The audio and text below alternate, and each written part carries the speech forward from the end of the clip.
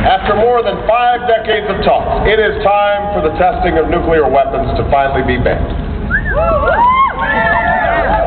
And to cut off the building blocks needed for a bomb, the United States will seek a new treaty that verifiably ends the production of fissile materials intended for use in state nuclear weapons. If we are serious about stopping the spread of these weapons, then we should put an end to the dedicated production of weapons-grade materials that create them. That's the first step. Second, together we will strengthen the Nuclear Non-Proliferation Treaty as a basis for cooperation. The basic bargain is sound. Countries with nuclear weapons will move towards disarmament. Countries without nuclear weapons will not acquire them, and all countries can access peaceful nuclear energy. To strengthen the treaty, we should embrace several principles. We need more resources and authority to strengthen international inspections. We need real and immediate consequences for countries caught breaking the rules or trying to leave the treaty without cause. And we should build a new framework for civil nuclear cooperation, including an international fuel bank, so that countries can access peaceful power without increasing the risk of proliferation. That must be the right of every nation that renounces nuclear weapons, especially developing countries embarking on peaceful programs. Now, no approach will succeed if it's based on the denial of rights to nations that play by the rules. We must harness the power of nuclear energy on behalf of our efforts to combat climate change and to advance peace and opportunity for all people. But we go forward with no illusions. Some countries will break the rules. That's why we need a structure in place that ensures when any nation does, they will face consequences. Just this morning, we were reminded again of why we need a new and more rigorous approach to address this threat. North Korea broke the rules, once again, by testing a rocket that could be used for long-range missiles.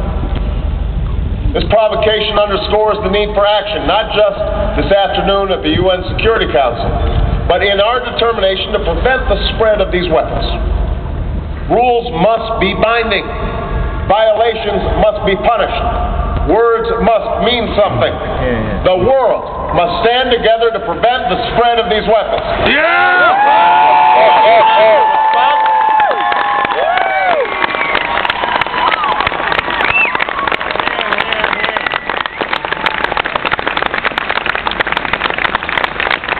Is the time for a strong international response, and North Korea must know that the path to security and respect will never come through threats and illegal weapons. All nations must come together to build a stronger global regime. That's why we must stand shoulder to shoulder to pressure the North Koreans to change course.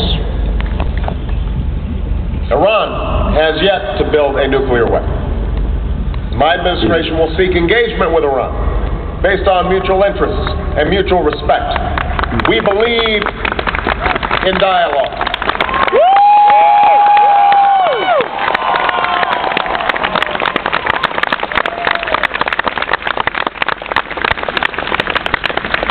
But in that dialogue, we will present a clear choice.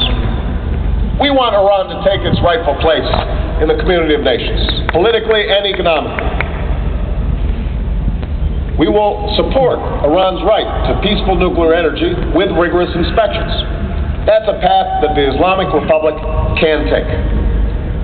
Or, the government can choose increased isolation, international pressure, and a potential nuclear arms race in the region that will increase insecurity for all. So let me be clear. Iran's nuclear and ballistic missile activity poses a real threat, not just to the United States, but to Iran's neighbors and our allies. The Czech Republic and Poland have been courageous in agreeing to host a defense against these missiles. As long as the threat from Iran persists, we will go forward with a missile defense system that is cost-effective and proven.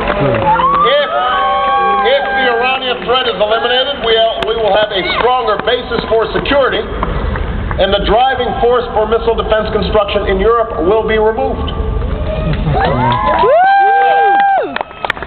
Finally, we must ensure that terrorists never acquire a nuclear weapon.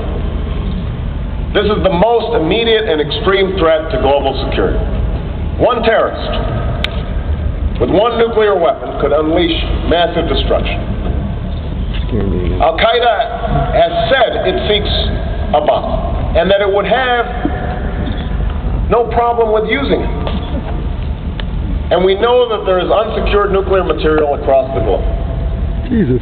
To protect our people, we must act with a sense of purpose, without delay. So today I am announcing a new international effort to secure all vulnerable nuclear material around the world within 4 years. We will set new standards, expand our cooperation with Russia, pursue new partnerships to lock down these sensitive materials. We must also build on our efforts to break up black markets, detect and intercept materials in transit, and use financial tools to disrupt this dangerous trade. Because this threat will be lasting, we should come together to turn efforts such as the Proliferation Security Initiative and the Global Initiative to Combat Nuclear Terrorism into durable international institutions. And we should start by having a global summit on nuclear security that the United States will host within the next year. I know that there are some who will question whether we can act on such a broad agenda. There are those who doubt whether true international cooperation is possible, given the inevitable differences among nations.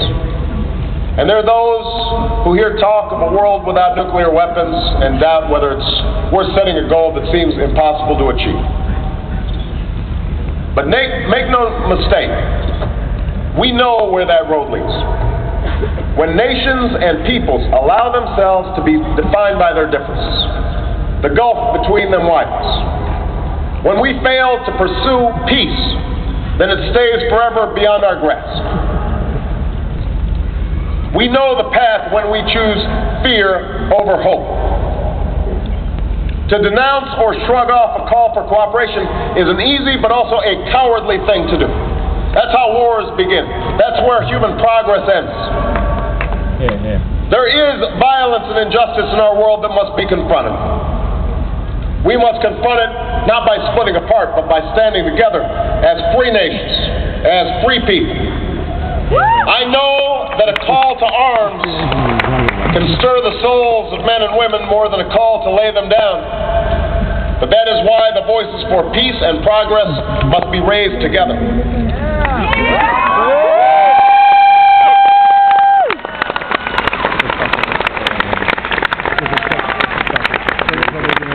Those are the voices that still echo through the streets of Prague. Nonviolent. Those are the ghosts of 1968. Those were the joyful sounds of the Velvet Revolution. Those were the Czechs who helped bring down a nuclear-armed empire without firing a shot. Human destiny will be what we make of it. And here in Prague, let us honor our past by reaching for a better future. Let us bridge our divisions, build upon our hopes, this world more prosperous and more peaceful than we found it. Together, we